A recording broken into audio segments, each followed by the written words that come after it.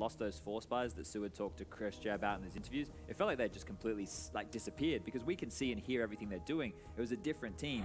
Once they had a couple of good rounds and got back into it, they looked fantastic. But let's be honest here, the T sides of these two squads, guys, we move on to MIBR. That's up next. That's Okay. up next. They're getting a little excited. Okay. It's a prelude. But we'll get to that in a minute. I think that Mousesports had a better T side than Na'Vi. Na'Vi were bolstered by winning a lot of clutches. I think so too, yeah. Na'Vi won both pistols in this game.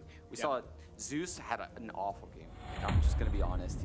He's played a good tournament so far, but this was not his game. He won a crucial one-on-one with a Deagle in lobby, but outside of that, And he to be was fair, it was a completely missing. one-bullet shot. He was already weak. It was like 39 HP, so it was all in his favor in that one. In my opinion, you also can't overlook the fact that Na'Vi was up 15-14, Simple and Boomage in a 3-on-2 in the lower bomb site. And I think if Simple just plays with Boomage in that 2-on-3, they definitely win the game right there, 16-14. But Simple overextended in the 2-on-2, and Boomage just couldn't close it out. He hit 2 spectacular shots, but he missed 2 before that, and that put them so far on the back foot. It also allowed the bomb plant. I feel like, again, as you're saying, Sean, if he had hit the first ones even, he didn't need to overextend afterwards. There was a couple as well when he was on the CT side rotating around with the AWP, like uncharacteristic simple misses that we were seeing here, so maybe the nerves of the scenario are getting to them. But this man right here, I think we have to highlight for his prowess on the CT side. I said Rops and Frozen on the CT sides, they're anchors, they get it done. Well, these two are multi-killing. And then on the T side, props to Chris J.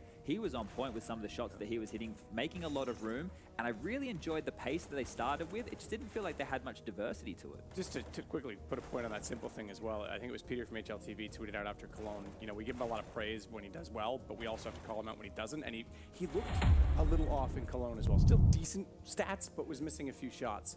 I don't know about you, Sean, but I think ever since we have this new kind of phase of Na'Vi, since they've been playing more team-based Counter-Strike, Simple is not playing as Simple used to. I think that's always the case, though, with Nico, right? Yeah, he's not playing as selfishly as he used to play, right? Simple is falling into a system a lot more than he used to, and he's still putting up ridiculous numbers. I don't think, we can say that he went disappearing, like he disappeared in this game. I want to touch on one other point on the Mousesports side of things. I mean, you highlighted the 2 top players there, Chris J, Robs, both looking good. We called for a lot more from Frozen. Again, really lackluster first half, but Deagle gets a kill downstairs in control room, picks up the Krieg, 2 more kills, turned it on from there, and actually I think was probably what saved them in the second half. Correct me if I'm wrong. I mean, I think he looked really good then. They all had big rounds, right? Everybody in that comeback on their CT side had some huge rounds, and Frozen definitely another name. So this is when we're talking about the star power of Mousesports. Now they can deliver. We saw that in this game when it was necessary. You may have noticed on that previous graphic, there's no scoreline yet for the Liquid game against Avangard. That's because they also are in overtime. You've got it there, Chad. 17-17. Right now, there's 45 seconds left on the clock. We're in a 4-on-4 situation, and Team Liquid are going to execute on the B-bomb side. That is a scary thought. You've got Na'Vi at 2-1. You could have North or NIP. I'm going to say presumably North in that one. Maybe Liquid. That's a scary. Someone big. If they don't go home tomorrow, I think one of the top teams is gone before we hit the top 8. That's crazy. The ELO will probably, assuming Liquid lose, will probably keep Na'Vi and Liquid away from each other. But there's still a lot of threats. Yes. Time. Yeah. I mean, even Renegade's coming back through potentially. A lot to talk. Here we go. So we've got it. All right. I'm going to. Wow. They're a round ahead of me. Avangard's ahead. Holy moly. Okay. So there's a minute left on the clock on the last round, and Liquid need to take it to yet another overtime. So this here is very rough. Like, it looks to me like Liquid have almost played into some of the best maps for all of the teams that they played so far. They played Crazy on Mirage, they took NRG on Dust 2, and now Avangard with a player like Jane. They love to be slow, they love to be methodical, a map which Avangard has been known to be able to play quite well in the past. Overpass here. Just every single one of these vetoes, it seems like it's a comfortable place for their opponents to end up on. Yeah, it's almost like they got baited by ENCE just dominating Avangard to open this stage on Overpass. Sergey just destroyed them. Liquid to me as well in Katowice when they've lost the first pick. It was a map they brought into it. And it was the first new look Liquid we saw where they slowed things down. And I think they played Avangard in Katowice as well and looked almost like they were going to lose that game as well. James saved the AWP a lot. Henry and I were casting it. I think that this is not the map you want to play Avangard on because James can centralize the ops so much. Did you see Nitro's tweet yesterday? He said after that loss, it woke them up and they won't be losing again. Well, this right here against a team that, look, for me, I didn't even think they'd get through the challenger stage. When Adren's joined this roster and Sanji's been there, they haven't looked hugely convincing, but they will be taking it to yet another overtime. And they're just holding on to this one. Probably, if this keeps going, Liquid will win. The longer the game goes, you have to favor Liquid more and more. Yeah, sure, but that's a scary thought. If I'm going down to 2-1 or 1-2, excuse me, already. Yeah, that's a similar scenario to Katowice, and I don't like that veto against Avangar. We can't stay with that one. It is on the B stream. Dan and James are covering that for you guys if you want to jump over there, but you might also want to stay here because we've got to shift focus to our next matchup. You saw a hint of it a moment ago in the graphics. It's G2 going against MIBR, obviously with Zeus. I want to say a hindered MIBR, but they seem to be holding their own somewhat. I'm trying to be optimistic. Yeah, I know, and I'm also it's your trying job to tear that apart. I Feel also free. want to be optimistic as well, right? Because I think MIBR have already achieved what they've come here to do. They beat NIP in the opening game. They've guaranteed themselves a spot in the challenger stage in a roughly 255 days time when we have the next major. So That's crazy, right by the now way. they've bought themselves so much wiggle room, right? In terms of playing and trying to impress their fans, sure, they need to do their absolute best, but it's so difficult to put any stock in these guys. Unfortunately, Zeus is playing. Yeah, and I would fully agree with what you said. That's my point of view as well. But when I ran into Fur in the elevator today, he told me they boot camp for 15 days. Zeus is playing 16 hours a day. Jeez. That loss yesterday was pretty heartbreaking for him. You know, Fallen says in interviews they're just here to have fun. They want to have fun. But you could tell that loss didn't sit well with Fur, and these guys actually think they can compete. I think certainly they think they can compete. With Zeus. Yeah, no, Yes. absolutely. I think one of the aspects of having fun is still an individual level, and they haven't really been there. Taco looks the best on the team right now. He seems like he's having a great time. 22 frags yesterday in the loss. It was 27 in the win as well. Exactly. So he's been dominant. Well, I shouldn't say dominant, but leading the way for them. Yeah, and that's unusual, right? For those of you who aren't familiar with MIBR, Taco for the longest time was the supportive element, right? The lowest fragger on the team. We would always look to Cold Zero, Fallen, and Fur. Cold Zero is not there anymore. Room's been made, and that's where we need to see more out of Fallen, Fur, and obviously Lucas.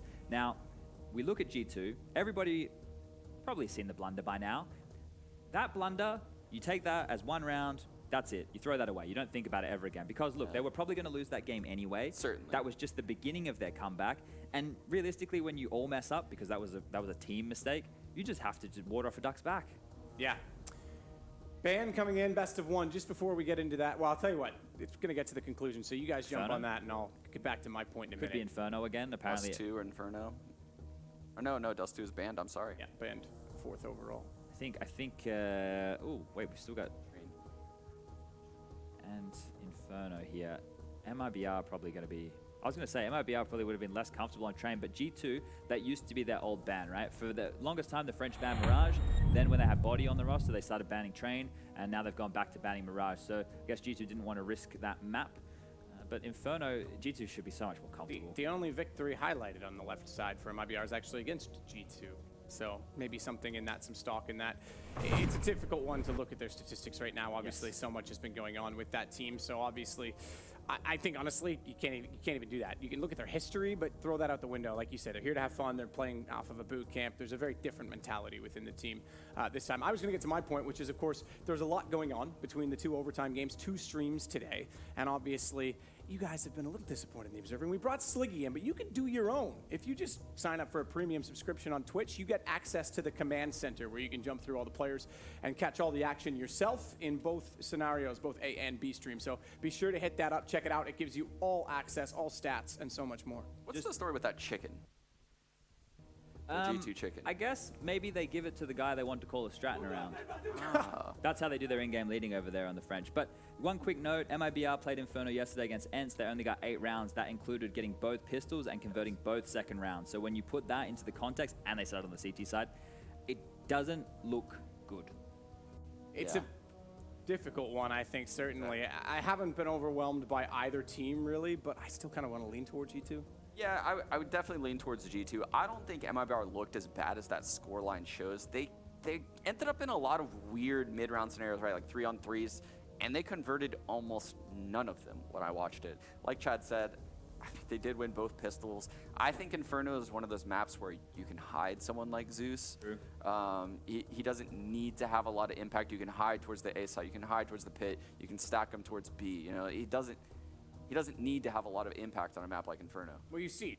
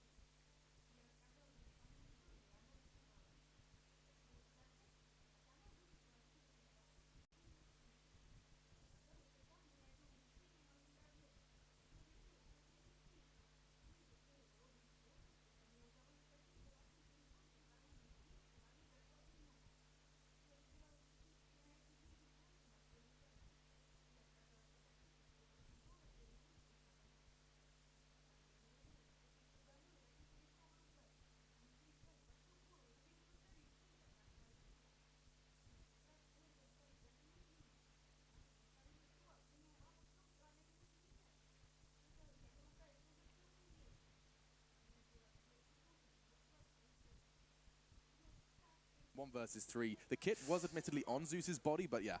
Yeah, he couldn't really be further away when the bomb was planted. So now, even if he gets a nice shot here, they know exactly where he is. He still has 2 bodies to find, and the kit's out of reach, but that's a nice shot. It's a good start.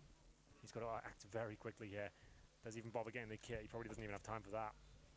Yeah, that retrieval mission pretty much guarantees the round in favor of the French. And picks it up. Now starting to charge in. He knows the corners are expected. If anything, he's just going to save it. That's a $400 investment. You have to bring into the next, maybe even take some of that investment away from the French. Does catch shocks, and Jack's on the way out. So Fur makes the best of a bad situation. G2 still will get their celebratory fist bumps in. We'll see the South Americans take the first. Well, that's actually pretty massive for Fur, because he already has Kevlar now. He's given himself $3,000 they're going to buy into the next round. We've talked about this all tournament long. These second round force buys, especially on maps like Inferno, where you can get CZ, smokes, maybe even a bit more now with Fur getting those 3 kills and saving armor as well. He's dropped an MP9 over towards Zeus. And now, what will he buy for himself? He goes for the Eagle, a couple of flashes, so using those SMGs. We'll see if they've caught the smokes required. We've got 3 of them. We normally see teams with 5, but we'll see what happens. Speaking of SMGs, Henry, it's I just realized I get my favorite player to watch with the SMGs is Amanek. He's in the server. So far yet to connect a bullet into round 2. Regardless, his team found the first, and that's of course due to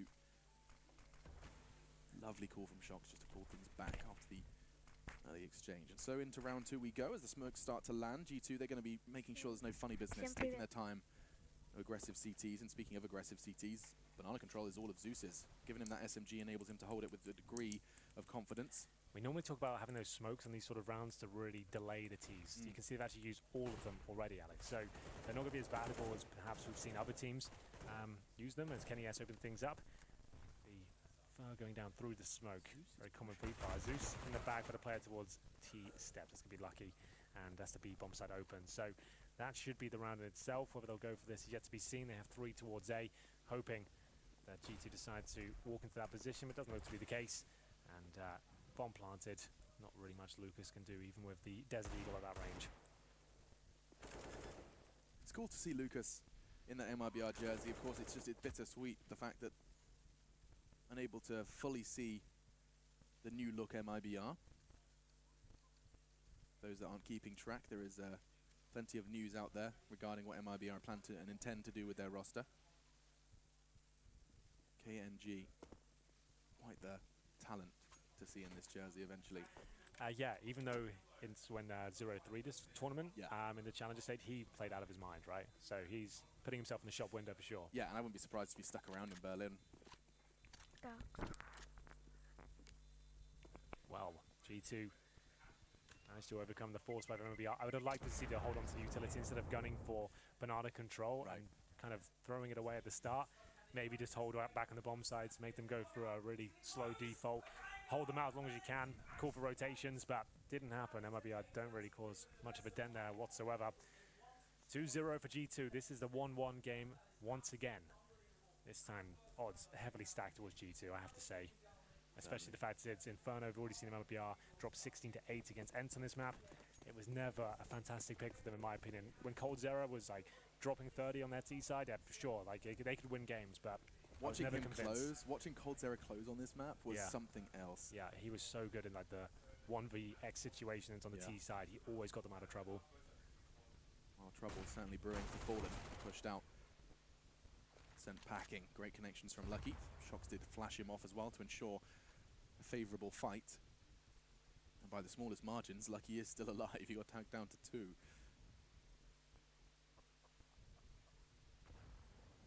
Very minimal weaponry, but look at the setup. If Taco continues this investigation, that's the hardest hitter taken out. He's gone. Smart to check the corner, but another player from G2 will be a little battered and bruised coming into the closing stages of this 3rd round. Another best of 1. The desk discussing it and suggesting that, you know, mission accomplished in many players' minds for MIBR. Of course, Sean Gares providing additional insight, speaking to Fur, who we know to be the notorious competitor. He's here for the competition. That's what he craves, that's what he desires, and that's one of the many reasons why he thrives. Zeus's USP will actually catch off Lucky. Yeah, he got 2 points of health from the earlier interaction. Lucas looks like he's set up for at least one here, maybe a second, not quite. Jax will take care of the trade, and once again, they've pulled apart the CT defense and convince him it's going to be a B attack, and Fer and Zeus will have to come towards the quad side. Zeus with just the USP, already got a kill to his name. Does find a Galil, however. Molotov will fend him off as he goes towards the apartments here. Amanek on the other side. I don't think he'll check this position. Lovely positioning with the MAC-10. Never in a million years.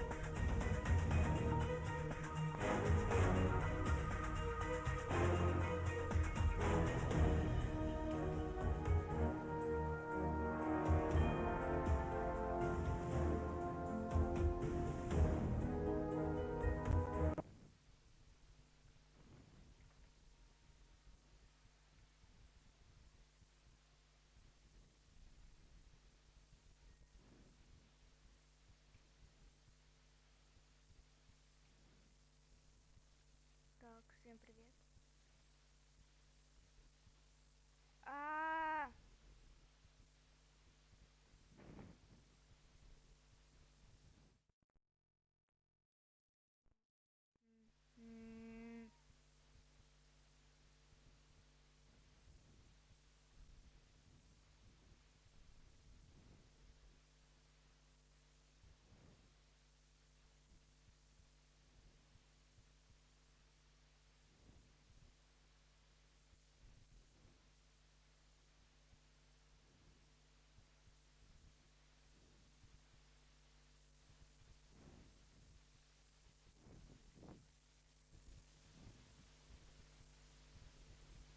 м, так, хорошо, хорошо.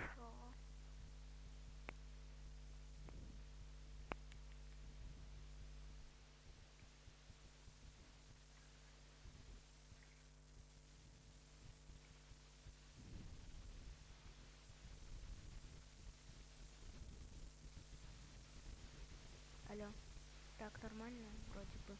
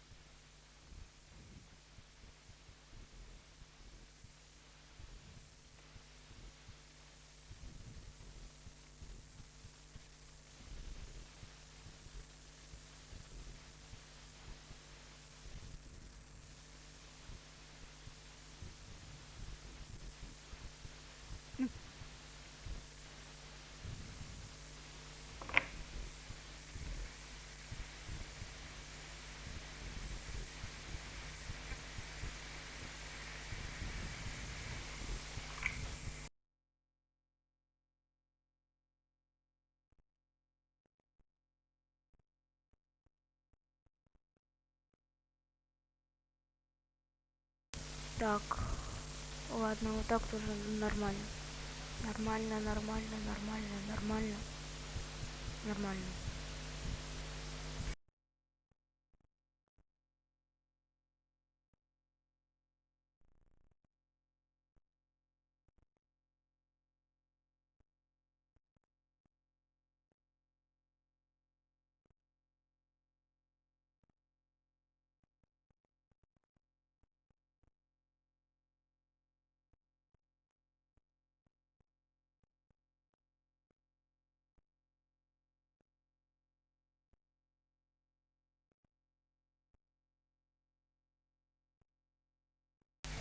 Ну что ж, всем привет, с вами я.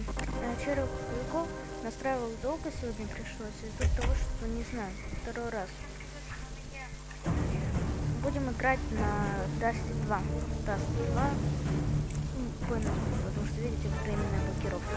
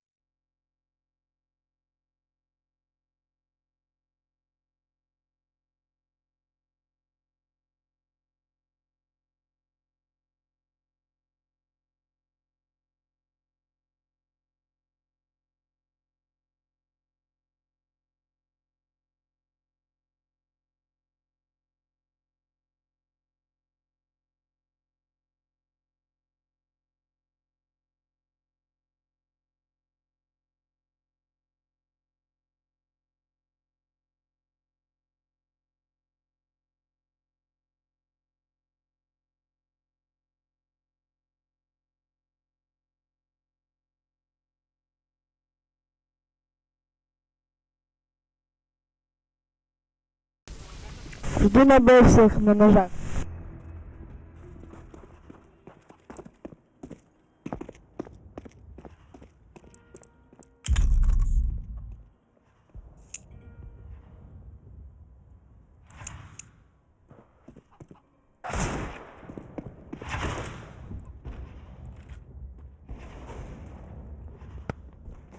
Все, я загрузился.